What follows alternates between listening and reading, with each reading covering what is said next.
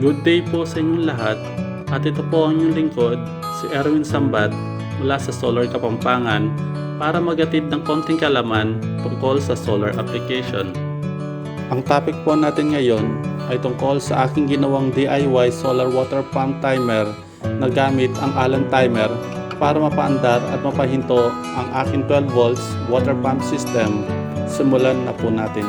Ginawa kong timer para sa aking volts DC motor na nabili ko Sir Alfred para ipanik yung tubig dito sa aking DIY na water storage. Kung mapapansin nyo, lalagyan siya ng zip plastic container. So naisip ko lang na gawin siyang controller para hindi na ako gumastos ng ibang mga gamit para mabuo to. Napakasimple lang naman ang ano nito.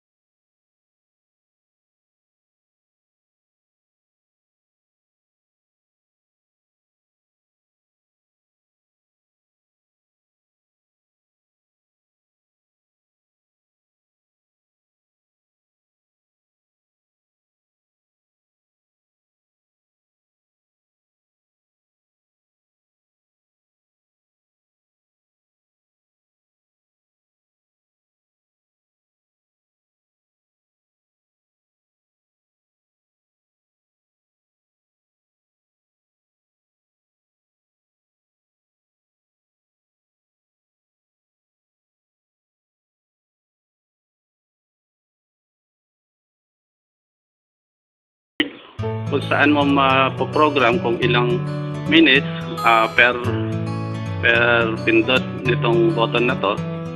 Pero ako, pinrogram ko siya na 1 minute per push para makontrol ko kung kahit tigwa 1 minute lang itong aking set na pag-andar nitong motor. So ito mga solar, pipindutin siya. Once na pinindot ko to, magta-timer siya ng 1 minute. So countdown siya. So after 1 minute, automatically magsha-shutdown yung motor na yon. At just in case lang na puno na yon, na umaandar pa yon, ayan, mapapansin nyo, nag-overflow na siya. Dati kasi may control ako na float switch, kaya lang nagloko, nasira. So tinanggal ko muna at ginawa itong temporary timer switch. So just in case na nag-overflow na siya, pwede nyo, kahit hindi pa tapos ang oras, pwede nyo pindutin itong first button na reset button at pipindutin or stop button. Pindutin lang at makakancel ito. Ang ginamit kong ano rito is same principle as the PisoNet. Kamukha siya ng PisoNet. Actually, yun ang ginagamit sa PisoNet sa loob. Ayun, mura lang yan. Nabibili yun kay Allen Timer dyan sa may Quiapo, sa Carriedo. Nung una kasi ito, nasira yung relay nito, so hindi ko na tinanggal. Nilagyan ko ng bago yung 4 digits na LED timer. So ganun lang mga solar. Once na pinindot ko to, pwede ko siyang 1 minute, 2 minutes. Yan. Ito mga timer na to, nagbibip ito kapag 1 minute na lang. At magbibip ulit yan kapag malapit na siyang mag-time. Tulad nung 5 seconds na lang, magbibip siya ng 3 times. After the third bip, mamamatay na yan. So kapag pinindot ko yan, nag-add siya. Parang kamukha rin siya, imbis na maghulog ako ng piso, 5 piso, para mag-add itong time. Ginawa ko lang siyang push button. Ayan, nag-add siya. Unlimited. Kahit ilang minutes yan mga solar. So gusto ko siyang cancel since nag-overflow na dun sa aking yan. Overflow na siya. Ito yung nabili kong motor na hanggang ngayon ay pinapakinabangan natin. Tinanggal ko na yung Jetmatic at ito na lang nilagay ko. Dahil napakatipid sa kuryente, halos 10 amps lang ang kinakain niya. Unlike yung Jetmatic, kapag mineasure mo yun, aabot ng halos 80 amps ang consumption, 70 to 80 amps. At ito hindi lang siya pwede sa mga pressurized tank tulad ng dati ko sa Jetmatic. Pero kahit paano sulit na. Napakadali lang i-install. Ayan, gumawa ako ng sarili kong piping. At ayun, yung tank ko. Gamit ko lang doon yung mga lalagyan ng arena. Ayan, meron pa akong isa rito. Kaya lang, tinanggal ko na siya dahil pag nagka-type, siguro papalitan ko yun na medyo malaki kasi medyo bitin yun.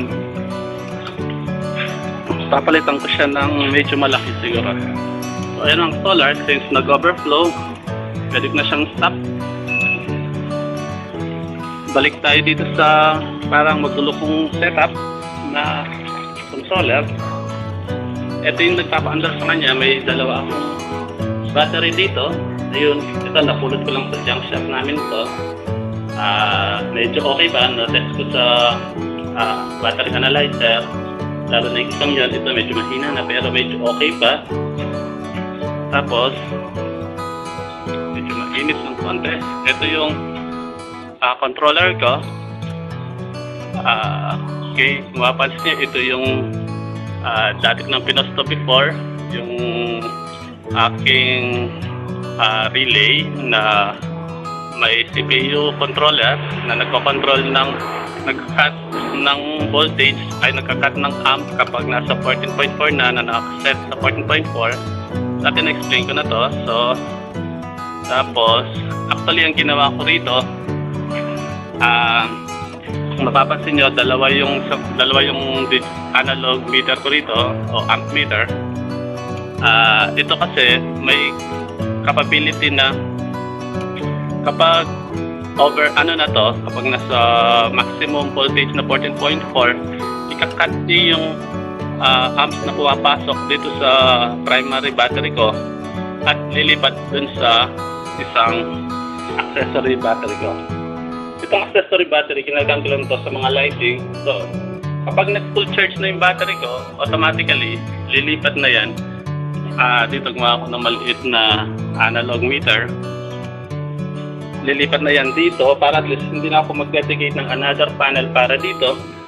So, ito kapag nag-full charge, since ngayon medyo mababa pa siya, 12.8 pa lang.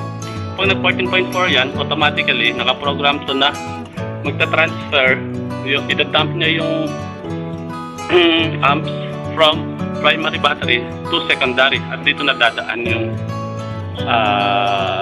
charging sa pangalawa. So, accessory battery ko na isa. So, at least nakatipid ako ng para at least kapag sobra-sobra ng charge dito, hindi lang niya itatapon. Idadump niya to dito sa isang battery para makapag-charge naman, para naging two separate batteries in one charge controller ang purpose nitong ginawa na to. So, ayun lang. Isa pa pala mga solar, wag pala natin kalimutan na kapag ginamitan natin ng switch dun sa natin, gamit po tayo ng relay switch. Itong relay switch na to, nabili ko lang 100 plus sa dato. Tatak niya, boss. At 30 amps. Hindi kasi natin pwedeng i-directa yung switch na yon na napakalit lang ng amps na pwedeng pumasok at masusunog yung relay natin doon. So, ang controller natin, yung kinokontrol nun, hindi diretso yung makina. Kasi hindi pwedeng i-diretso dun yung switch. So, padaanin natin dito sa relay na to para dito dadaan yung malaking amps, yung starting amps ng motor para hindi mabigla yung ating relay na ginawa dun sa timer switch. Yun lamang solar. Kung may tanong kayo dito sa setup na to, pasensya na medyo magulo, try kong sagutin kung ano yung hanggat kaya kong sagutin, basta okay lang itong mga setup